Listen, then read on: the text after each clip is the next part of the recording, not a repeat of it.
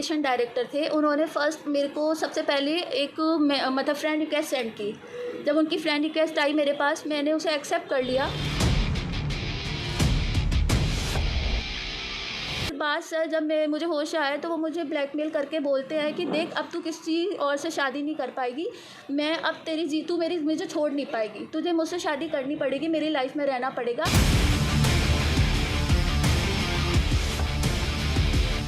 करना ही नहीं चाहती थी। मेरा पूरा ध्येय था कि मैं एमबीबीएस ख़त्म करूं। मेरे फादर एक हॉस्पिटल खुलवाना चाहते थे, क्योंकि मैं एक ग्रामीण क्षेत्र से आती हूँ, बहुत छोटी सी जगह से, ताकि वहाँ पे मैं हॉस्पिटल खोलूँ, लोगों की सेवा करूँ। मेरे साथ सबसे पहले ये हुई, गुजरात कैडर के एक आईएएस हैं गौरव दहिया, जो कि हेल्थ डिपार्टमेंट में मिशन डायरेक्टर थे। भाई कुछ भी नहीं कर रहे हैं मुझ पे, मेरे घर पे पुलिस आती है, मेरे को प्रेशर डालती है कि तुम समझौता कर लो।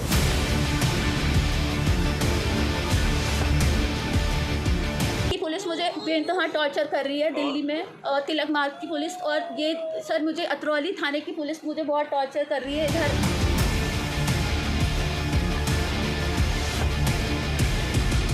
तरफ अपना कैरियर चौपट करके बैठी हूँ इस लड़ाई के लिए।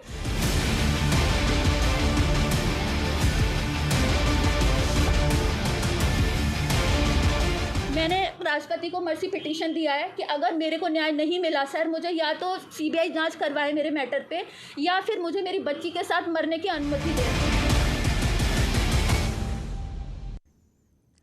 लव, सेक्स और धोखा। स्वागत है आप सभी का हमारे इस खास पेशकश में। अलीगढ़ की एक लड़की इंसाफ का इंतजार कर रही है और राष्ट्रपति को खत लिखकर इच्छा मृत्यु की गुहार भी लगा चुकी है। एमबीबीएस की पढ़ाई कर चुकी लड़की ने गुजरात कैडर के एक आईएएस पर शादी का झांसा देकर फिर धोखा देने का आरोप लगाया है। लड़की ने 3 राज्यों की पुलिस पर भी मदद न करने का आरोप लगाया है। ये पूरा मामला लव, सेक्स और धोखे का है, जिसकी जांच अब अलीगढ़ की क्राइम ब्रांच कर रही है।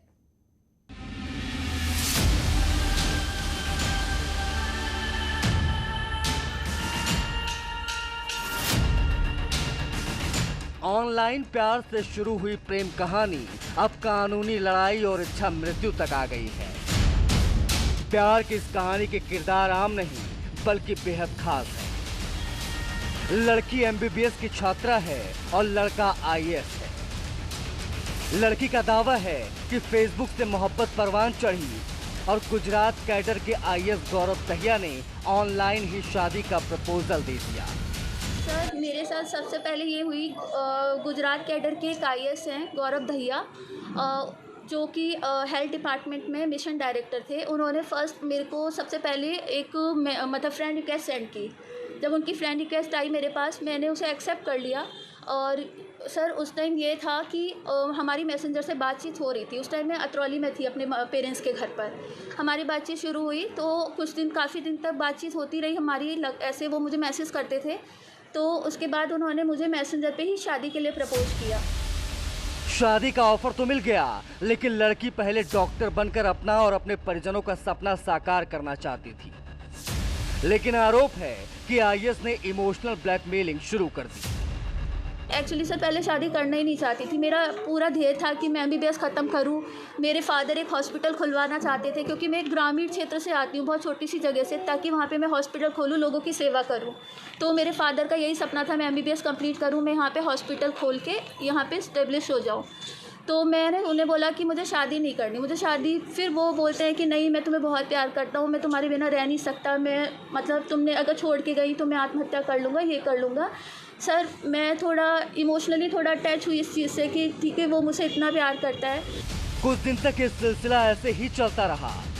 लड़की के मुताबिक आईएएस ने एक दिन अपने मम्मी पापा से मुलाकात कराने का बहाना बनाया और उसे दिल्ली ले आया, जहां उसने घिनौनी साजिश रची।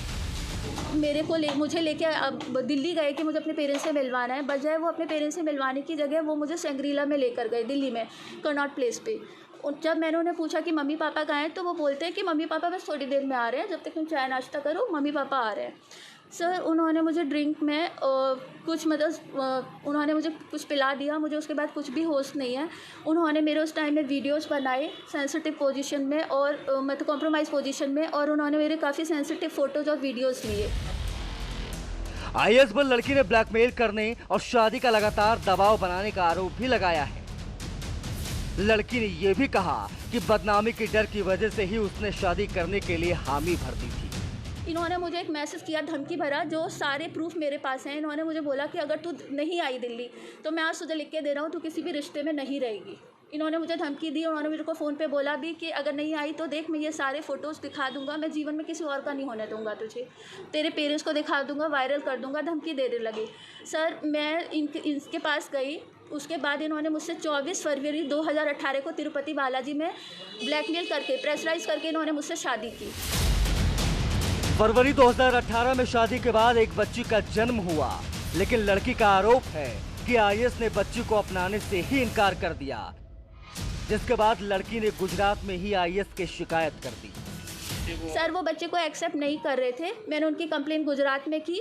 गुजरात में जब मैंने उनकी कंप्लेंट की तो गुजरात में कंप्लेंट के बाद ये हुआ कि इंक्वायरी कमेटी बैठी। उन्होंने 5 आईएएस की टीम बिठाई जिन्होंने पूरा इंक्वायरी की। उसके बाद उनको सस्पेंड कर दिया गया। 2 साल से वो लगातार सस्पेंड चल रहे हैं। सर मुझ पर इस टाइप से इतना प्रेशर बनाया गया कि मैं मतलब जो मैंने उनके खिलाफ कंप्लेंट की है मैं उसको वापस करूँ। आईएएस को सस्पेंड तो कर दिया गया, लेकिन इसके बाद भी उसने धमकाना जारी रखा।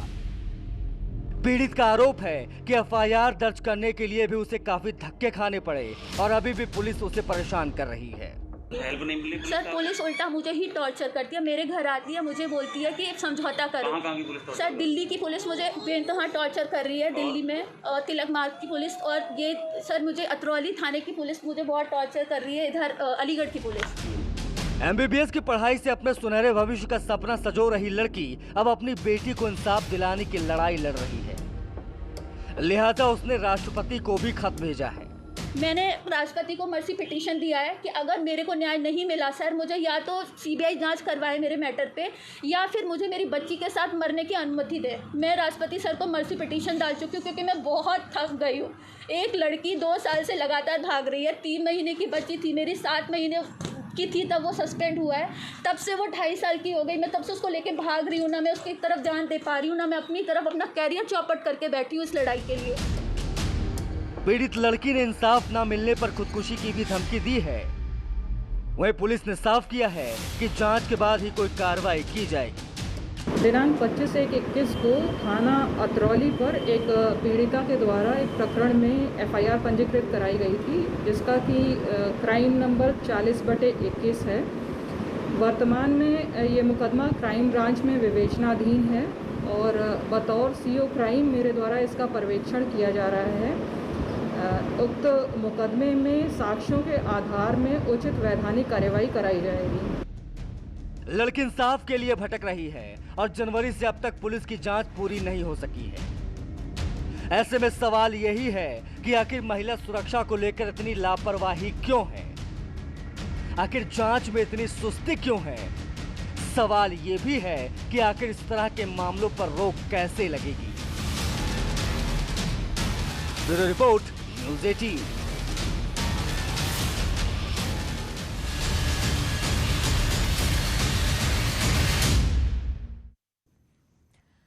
अब बात करते हैं लव, लिव इन और जिहाद की। वो दोनों नोएडा की एक कंपनी में काम करते थे। दोस्ती हुई, दोस्ती प्यार में बदल गई। दोनों ने लिव इन में रहना शुरू कर दिया, लेकिन फिर एक ऐसा खुलासा हुआ जिससे प्रेमिका के पैरों तले जमीन खिसक गई। उसका प्रेमी मृत्युंजय नहीं बल्कि मुर्तजा निकला। देखिए लव जिहाद के मामले की ये सनसनीखेज कहानी।